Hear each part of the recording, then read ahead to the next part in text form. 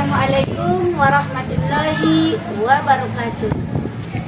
Puji dan syukur marilah kita panjatkan kehadirat Allah Subhanahu wa taala yang telah memberikan kita masa dan kesempatan sehingga kita masih bisa melaksanakan matsama walaupun dalam keadaan daring. Kemudian selawat dan salam kita hadiahkan kepada junjungan kita Nabi Muhammad SAW yang berlafazkan Allahumma sholli ala Sayyidina Muhammad wa ala ali Sayyidina Muhammad. Untuk itu di sini kami akan bawakan materi Uhuwah Basyariah. Tapi saya awali dengan menyapa anak-anak kami sekalian. Selamat pagi untuk anak-anak kami sekalian yang dirahmati oleh Allah Subhanahu wa taala. Di sini kita akan membahas tentang Uhuwah Basyariah yang berarti persaudaraan antar sesama umat manusia. Yang artinya di sini kita tidak membedakan adanya perbedaan ras, agama dan juga perbedaan yang lain. Tapi di sini kita juga diibaratkannya seperti kelompok sosial yang tidak luput dari bantuan orang lain. Nah, salah satunya kita itu mendapatkan kemerdekaan atas upaya dari perjuangan para nasionalis kita untuk mendapatkan keadilan dan kebebasan. Jadi, dalam hidup ini kita akan tetap menjaga persatuan dan kesatuan, juga toleransi untuk mewujudkan persaudaraan tersebut. Untuk lebih jelasnya, mari kita saksikan yaitu tayangan berikut ini.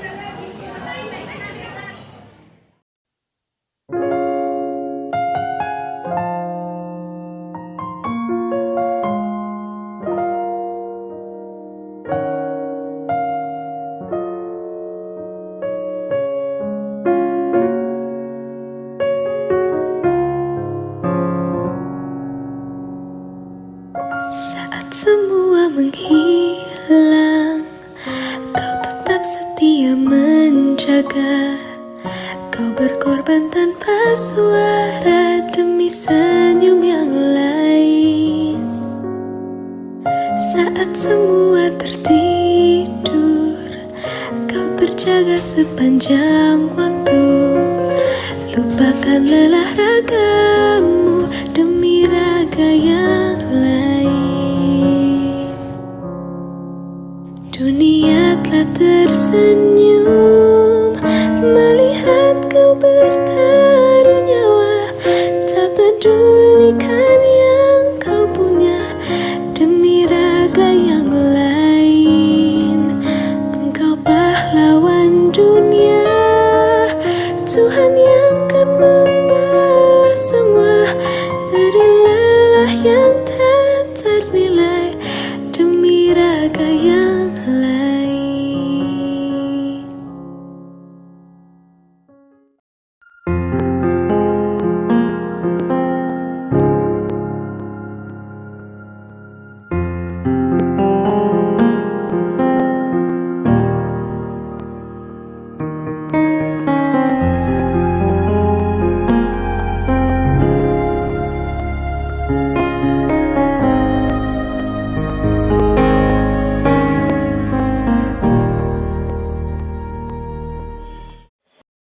Sekarang saya kira tidak ada pembenaran atas alasan apapun.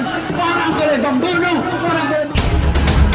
Tubuhnya kecil, sosoknya sederhana, tapi di balik kebersahajaannya, ia adalah sosok luar biasa. Seorang pejuang tanpa takut yang selalu berdiri di baris depan dalam membela hak-hak mereka yang tertindas. Seorang yang karena keberaniannya akhirnya dibungkam, dibunuh.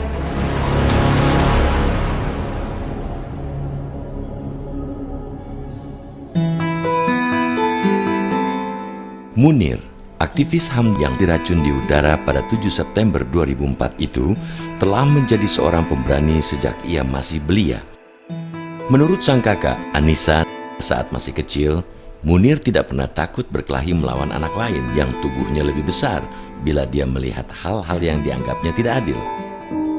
Lahir di Malang, Jawa Timur pada 8 Desember 1964, putra kelima dari 7 bersaudara pasangan Said Talib dan Jamilah ini bukan tergolong anak pintar di sekolah. Meski demikian, sedari kecil, Munir telah menunjukkan kehangatan pribadinya sebagai orang yang pandai bergaul dan peduli dengan nasib orang lain. Semasa kuliah di Fakultas Hukum Universitas Brawijaya Malang, daya kritis dan kemampuan berorganisasi Munir terasah dengan baik seiring keaktifannya di Himpunan Mahasiswa Islam atau HMI dan organisasi intrakampus. Kondisi masyarakat yang masih terkungkung sistem politik represif Orde Baru menempa banyak aktivis mahasiswa termasuk Munir menjadi sosok yang sangat kritis.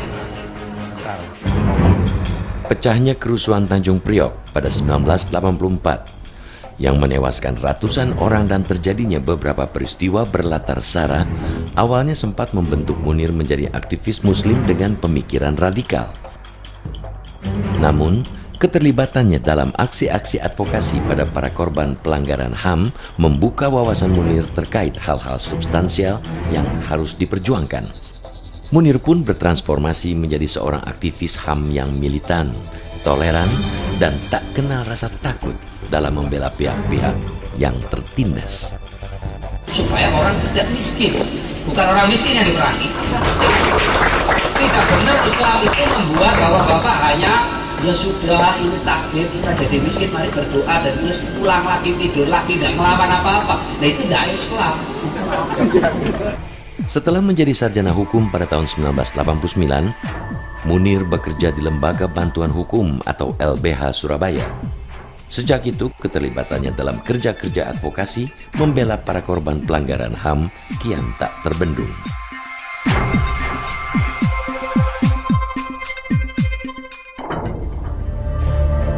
Setelah bergabung dengan LBH Surabaya pada tahun 1989, aktivitas dan keterlibatan Munir dalam aksi-aksi advokasi terhadap para korban pelanggaran HAM makin menonjol. Pada masa ini, Munir pernah menjadi penasehat hukum dalam sejumlah kasus kekerasan yang dilakukan aparat militer atau aparat pemerintah lainnya. Ya, ternyata pengusaha. Ya, yang dirugikan siapa? Loh, weh. Setelah sempat dipromosikan menjadi Direktur LBH Semarang tahun 1996, Munir ditarik ke YLBHI di Jakarta. Saat dipercaya sebagai koordinator Kontras, nama Munir mencuat sebagai salah satu tokoh nasional berkat keberanian dan konsistensinya dalam menangani kasus penculikan aktivis. Ternyata harapan saya bahwa kasus ini berkat kerja-kerja advokasi yang dilakukan Kontras dan para pegiat HAM lainnya, 9 dari 23 aktivis yang sempat diculik berhasil ditemukan kembali. Sejumlah anggota Kopassus TNI dipecat dan dipenjara karena keterlibatan mereka dalam aksi penculikan ini. Meski dalang penculikan aktivis lolos dari hukuman penjara, mitos bahwa aksi penculikan oleh tentara tak bisa dibawa ke meja hukum berhasil dirobohkan.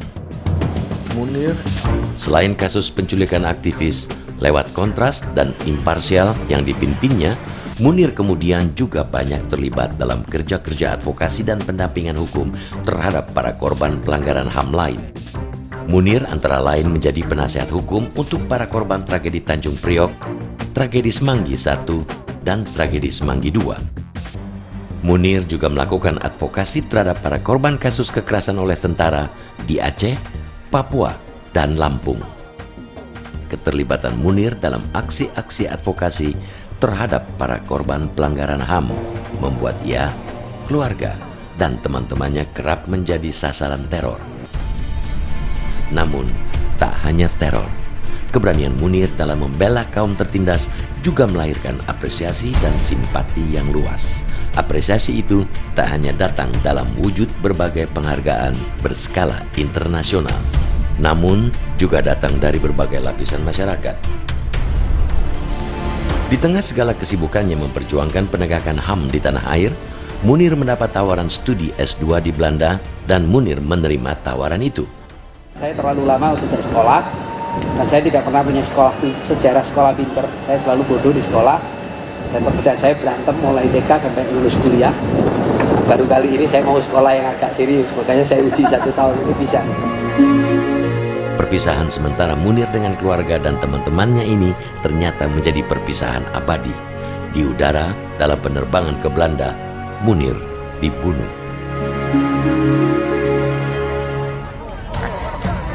Munir meninggal dibunuh dalam penerbangan ke Belanda pada tanggal 7 September 2004 dengan cara diracun. Setelah lewat penyelidikan berliku dan tekanan tak kunjung putus dari para pegiat HAM, tersangka pembunuh Munir, Polikarpus Budihari Priyanto, diseret ke meja hijau.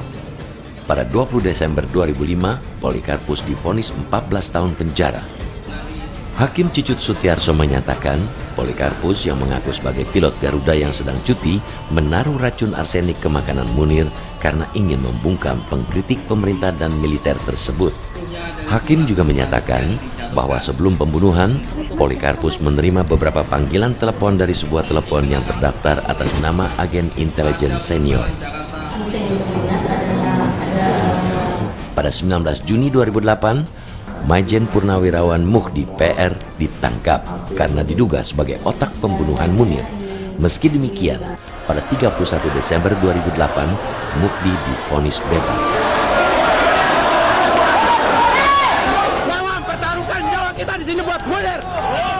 Dengan bebasnya Muhdi, upaya mencari dalang pembunuh Munir juga terhalang. Banyak spekulasi muncul terkait siapa dalang pembunuhan ini. Dengan gagalnya pengadilan menyeret dalang pembunuhan Munir ke penjara, upaya untuk membongkar motif utama pembunuhan Munir hingga kini masih gelap. Pembunuhan Munir menjadi salah satu sejarah gelap dalam upaya penegakan hukum di Indonesia. Namun, kasus pembunuhan ini sekaligus juga menjadi lonceng seruan pada semua pegiat HAM dan siapa saja yang mencintai keadilan dan kemerdekaan untuk berjuang seberani, setangguh, dan seikhlas Munir.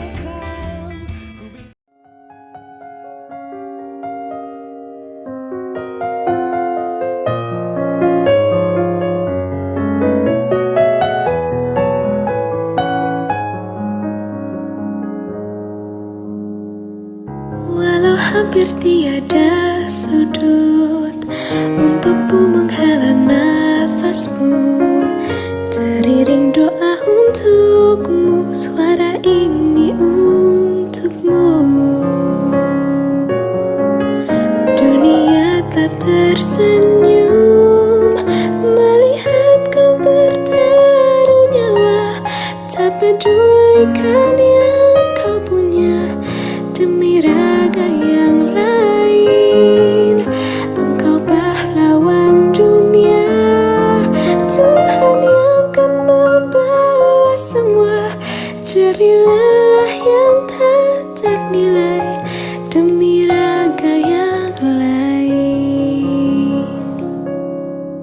Jerih lelah yang tak ternilai, jerih lelah yang tak ternilai demi raga yang lain.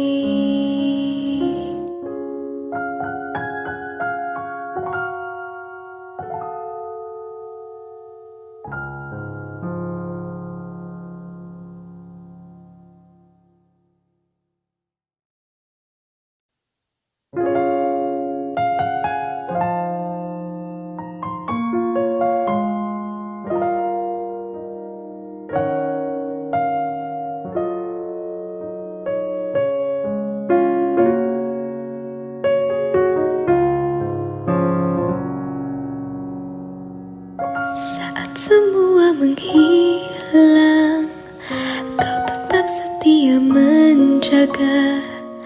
Kau berkorban tanpa suara demi senyum yang lain.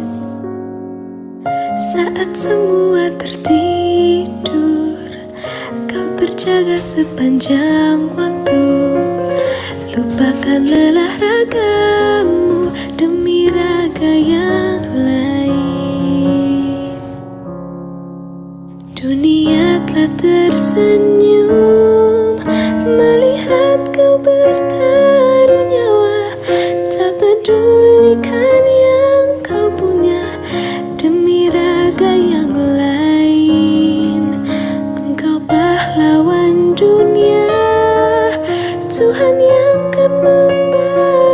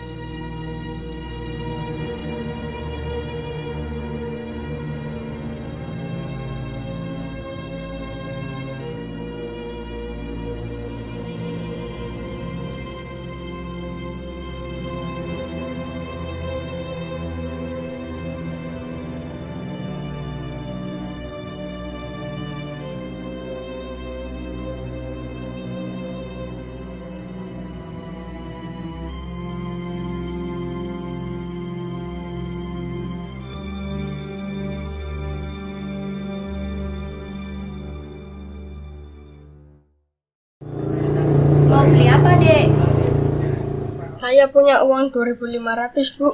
Bisa beli nasi putihnya? Oh iya boleh, sebentar ya dek.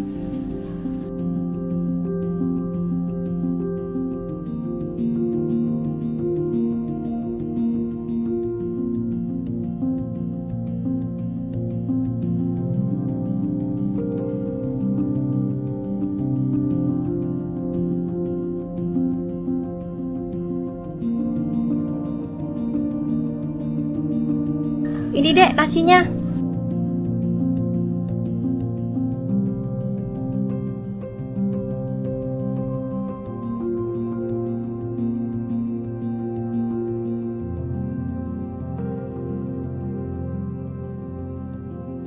Boleh minta kuahnya, Bu? Oh iya boleh dek. Sini.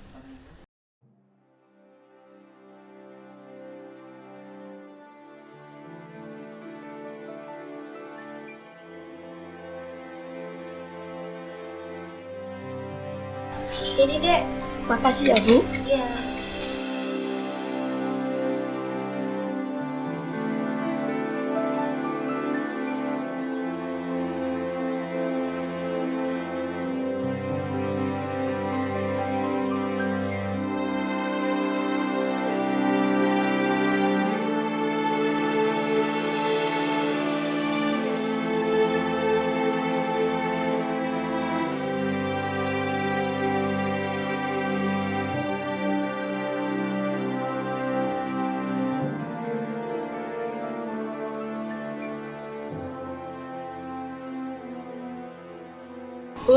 Bu, Iya dek. beli nasinya lagi 1.000. Boleh nggak? Buat bekal sekolah. Oh iya boleh, nggak apa-apa. Nanti nasinya tak banyakin ya dek. Bu, kok kayak ada suara anak kecil? Iya pak. Mau apa? Mau beli nasi pak. Ini uangnya 1.000 rupiah. Ya nggak apa-apa, kasih aja. Sini Bu, aku aja yang ngasih. Oh iya ini pak.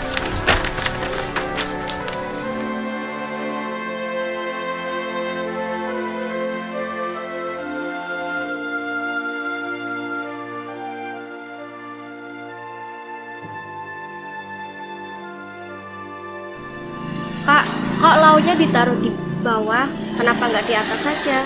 Nggak apa-apa, biar anaknya nggak tersinggung. Besok kan dia tinggal kesini lagi. Kalau dia ke warung yang lain, kan belum tentu dikasih. Kan kasihan. Iya pak.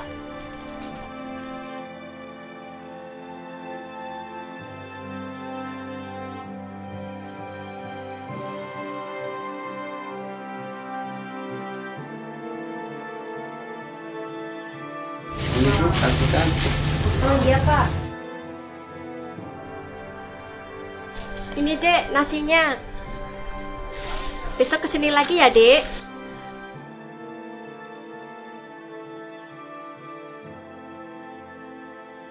Makasih ya, Bu.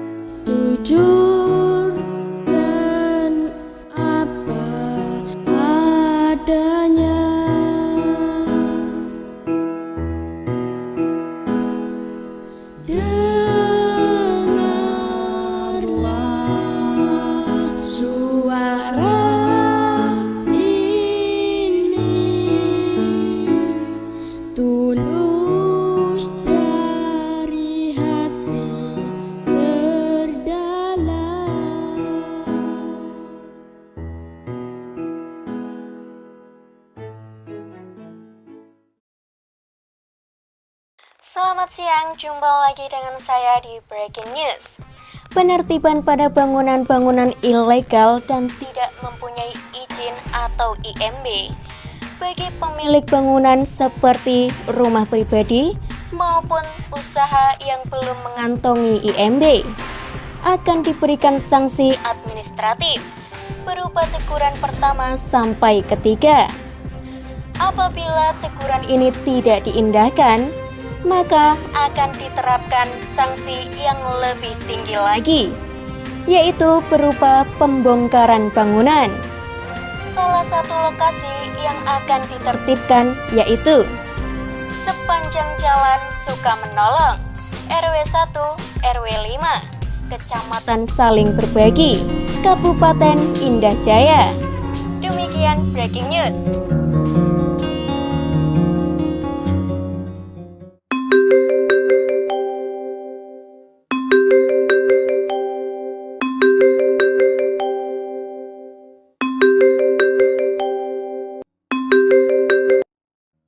Ya. Halo, Ndro. Ndro, kamu di mana, Ndro?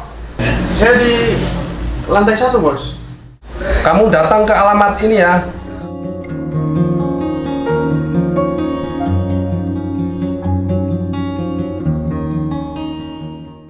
Oke. Iya, siap, Bos. Oke, itu aja. Makasih.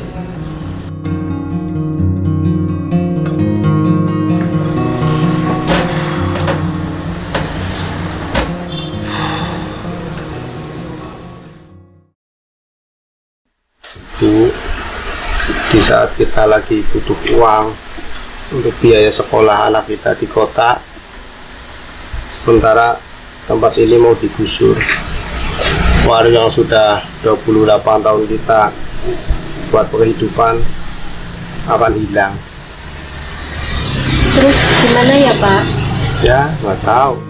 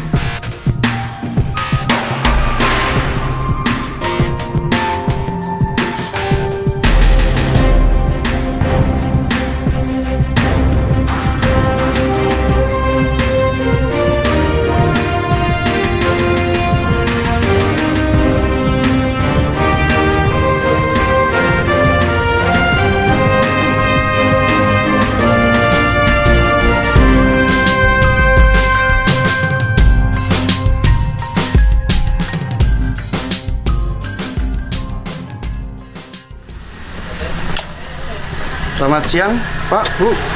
Iya, ada apa? Bisa bicara sebentar? Kita ada perlu dengan kalian. Ya, ada apa? Bisa bicara di luar saja? Ya, bisa.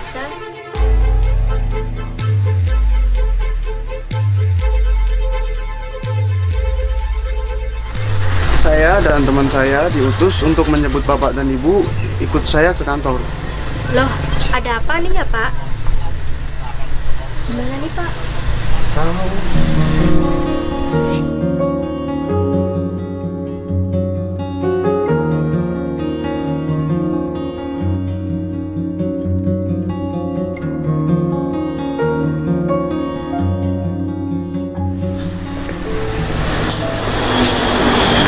Silakan duduk, Pak, Ibu. Coba. Oke, saya panggil Bapak dulu. Ya. Isi, Pak. Ya, silakan masuk.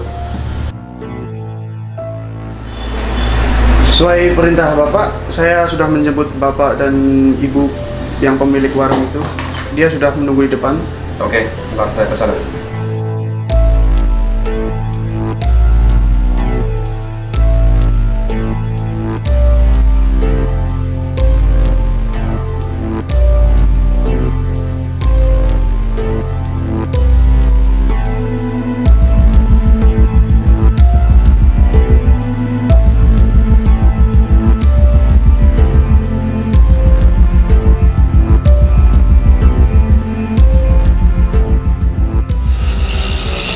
belum ingat saya, Pak. Bu, maaf, Pak. Bapak ini siapa ya? Iya Pak, Bapak ini siapa ya? Kami bingung diajak ke sini. Sebenarnya ada apa ya Pak?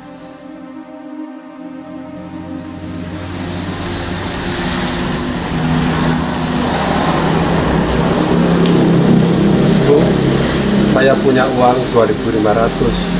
Beli nasi putihnya boleh nggak, Bu?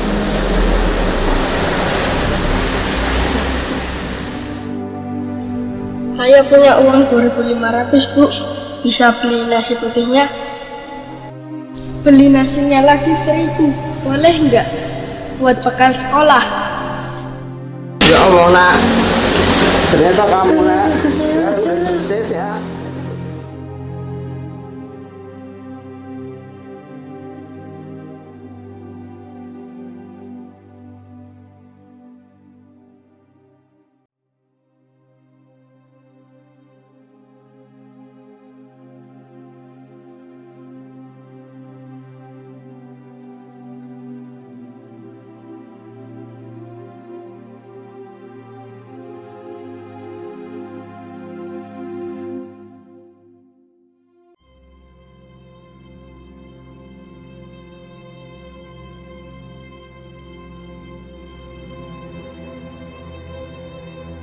Aku sadar, tak mungkin aku bisa sendiri melangkah tanpa bantuan orang lain, tanpa uluran tangan orang-orang yang tulus meringankan bebanku. Orang yang begitu baik memberikan nasi setiap hari yang uang sedikitku tak mungkin bisa untuk membeli. Waktu itu, nasi putih saja sudah sangat berharga buatku. Tapi bapak dan ibu yang mulia hatinya itu selalu menambahkan lauk-lauk yang begitu enak. Aku menyesal kenapa dulu tak sempat untuk sekedar tahu siapa nama kedua orang itu. Nama yang sangat ingin ku sebut dalam doa-doa, sampai saat aku beranikan diri untuk berjanji pada diriku sendiri. Suatu saat aku akan bisa membalas kasih tulus mereka. Dan aku bersyukur kali ini aku berkesempatan untuk menepati. Sekarang aku sedikit lega. Bapak ibu pemilik warung yang tergusur rumah dan tempat usahanya kini bisa mengelola kantin perusahaan dan bersedia tinggal bersamaku. Tiap hari aku bisa memakan masakan enak dan mengagumi ketulusan dan keramahan mereka. Lihatlah hatiku bicara, jujur dan apa adanya.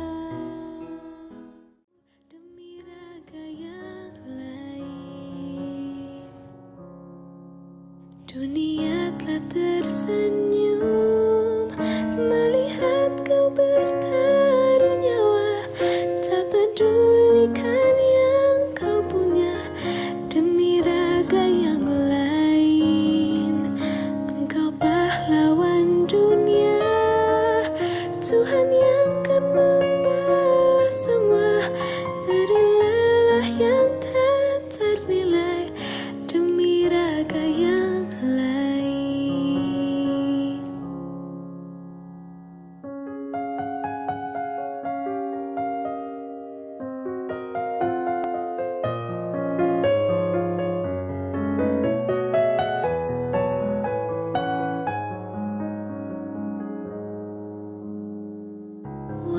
hampir tiada sudut untukmu menghela nafasmu. Teriring doa untukmu, suara ini untukmu. Dunia tak tersenyum melihat kau bertaruh nyawa, tak pedulikan yang kau punya demi raga yang lain. Engkau pahlawan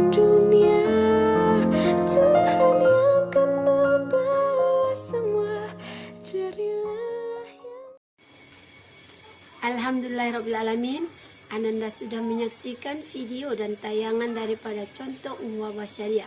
Semoga dengan tayangan tersebut dapat menginspirasikan Ananda dan kita semua untuk selalu berbuat baik terhadap sesama. Mungkin ini saja yang dapat Ibu sampaikan. Ibu sudahi dengan salam. Assalamualaikum warahmatullahi wabarakatuh.